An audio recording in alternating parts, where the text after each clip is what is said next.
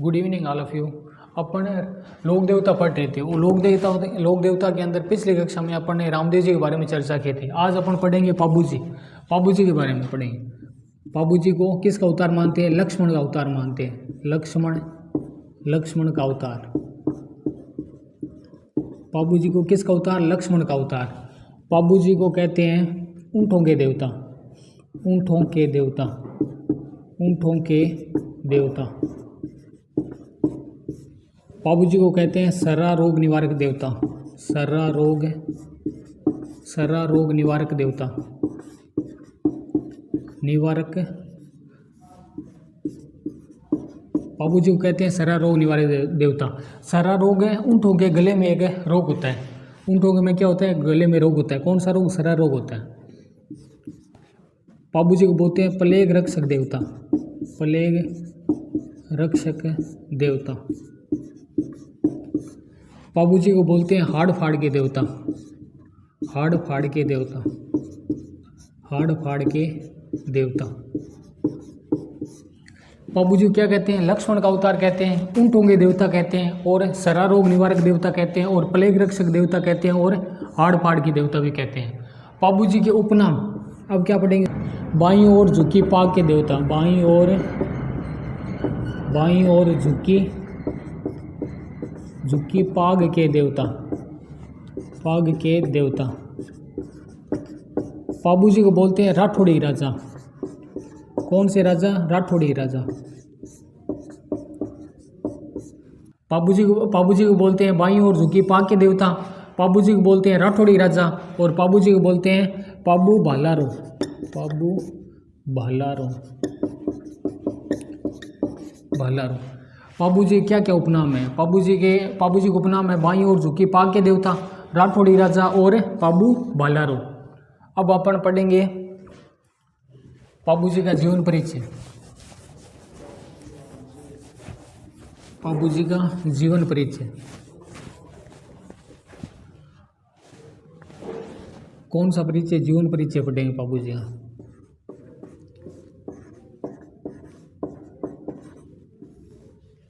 पाबू जी का जीवन परिचय। पाबू जी का जन्म। पाबू जी का जन्म हुआ था 1239 में। कब हुआ था? चैत्र अमावस्या को। चैत्र अमावस्या को। जन्म स्थान। पाबू जी का जन्म स्थान हुआ, जन्म कहाँ हुआ था? कोल्लूमंड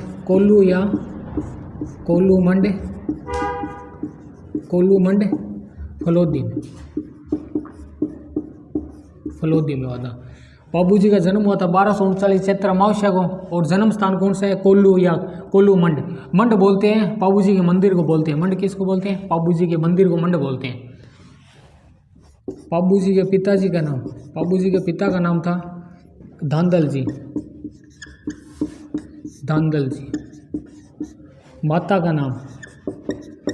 माता का नाम था कमला दे। पाबू जी की पत्नी का नाम था सुप्यार दे या फूलम दे।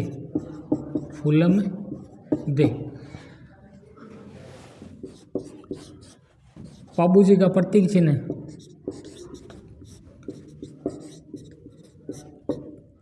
बाला लिए अश्वारोही।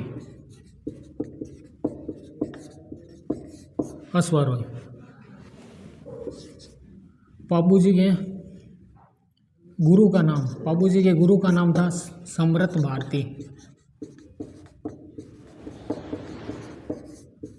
भारती। पाबू जी के सहयोगी। पाबू जी के सहयोगी कौन कौन थे? सांदा, डेमा, हरमल, और सलजी सोलंकी।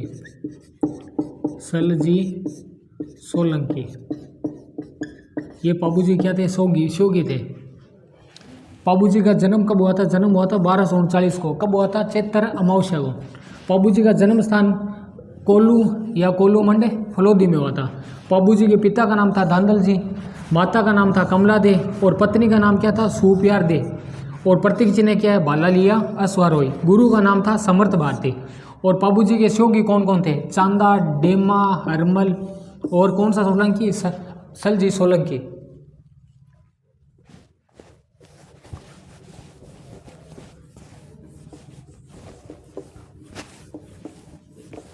अब अपन पढ़ेंगे पाबूजी की रचनाएं।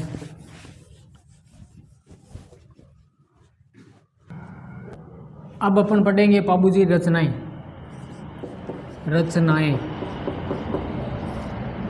पाबूजी रचनाएं। पाबू प्रकाश। पाबू प्रकाश किसने लिखी थी आसिया मोड़ जी ने। आसिया मोड़ जी ने पाबू प्रकाश लिखी थी आसिया मोड़ जी ने। पाबूजीरा सोरठा। पाबूजीरा सोरठा। पाबूजीरा सोरठा लिखा था रामनाथ कविया ने। रामनाथ कविया ने। कविया ने और पाबूजीरी बात है। पाबूजीरी बात है बात लिखी थी लक्ष्मी कुमारी चुंडावत ने। लक्ष्मी कुमारी चुंडावत ने। चुंडावत ने और पाबूजीरा गीत। पाबूजीरा गीत गीत लिखा था बांकीदास आसिया ने। बांकीदास आसिया ने। बांकीदास आसिया ने और पाबूजीरा छंद। पाबूजीरा छंद लिखा था मेघराज ने और पाबूजीरा दोहा। पाबूजीरा दोहा। पाबूजीरा दोहा लिखा था बिट्ठू मियाँ ने। बिट्ठू मियाँ ने। पाबू प्रकाश लिखा था आसिया मोड़ जी ने और पाबूजीरा सोरठा लिखा था रामनाथ कविया ने और पाबूजीरी बात लिखी थी लक्ष्मी कुमारी चुंडावत ने और पाबूजीरा गीत लिखा था बांकीदास आसिया ने और पाबूजीरा छंद लिखा था मेघराज ने और पाबूजीरा दोहा किसने लिखा था बिट्ठू मियाँ ने। पाबूजी की रचनाएं हो गई।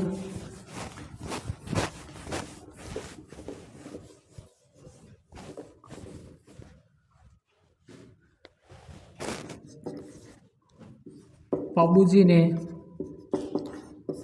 ने पाटन के सूबेदार। पाटन का है गुजरात में। पाटन के सूबेदार मिर्जा खां को क्या किया था पराजित किया था। मिर्जा खां को पराजित किया था। पराजित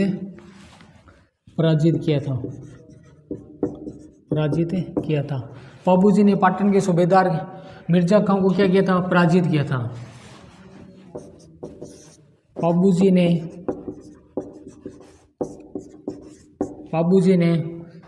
मान्ना भागेला के विरुद्ध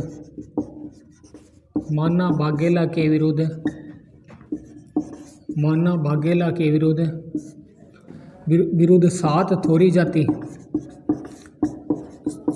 थोड़ी जाति के भाइयों को क्या दी थी शरण दी थी। भाइयों को शरण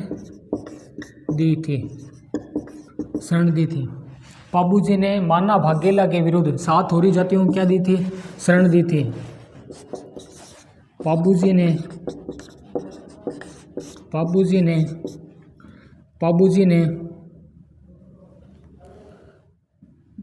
ने देवल चारणी की गायों की रक्षा के लिए अपने बहनोई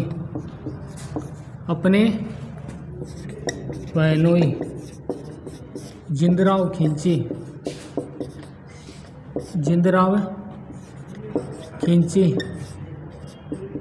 खिंची से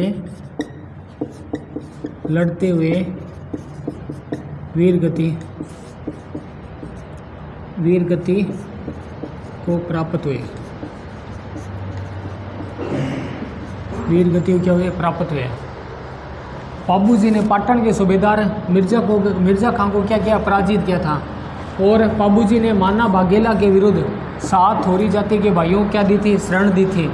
और पाबू जी ने देवल चारने की गायों की रक्षा के लिए अपने बहनोई कौन थे? जिंदराव खिंची से लड़ते हुए क्या हुए थे? वीर गति को प्राप्त हुए थे।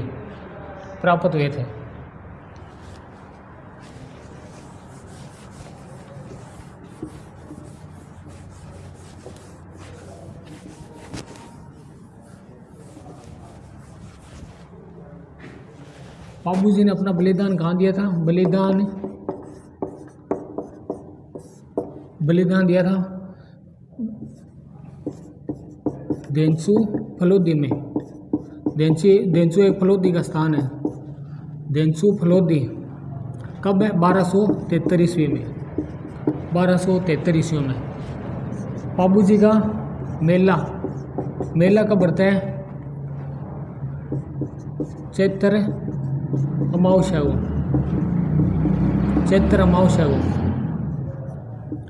अमावस्या को।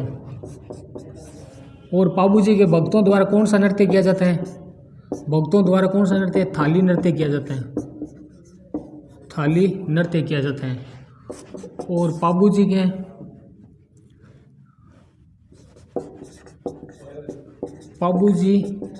की फड़ का वाचन नायक भील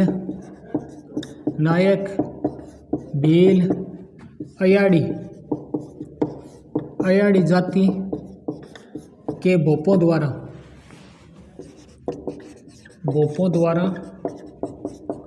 रावण हत्ता वाद्य यंत्र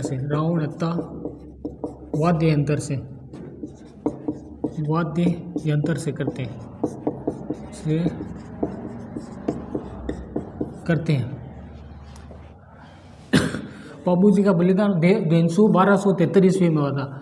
और पाबू जी का मेला बढ़ता है चैत्र अमावस्या को। और पाबू जी के भक्तों द्वारा कौन सा नृत्य किया जाता है? थाली नृत्य। और पाबू जी के फड़ का वाचन कौन करते हैं? नायक भील अयाड़ी जाति के भोपों द्वारा कौन सा वाद्य यंत्र से? रावण हत्ता वाद्य यंत्र से। और पाबू जी का मेला बढ़ता है कोल्लू मंडे फलोदी में।